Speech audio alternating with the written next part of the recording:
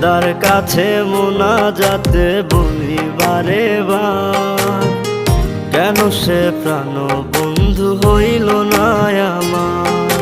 খোদার কাছে মোনাজাতে বলি বারে বার, কেন সে প্রাণ বন্ধু হইল না আমার।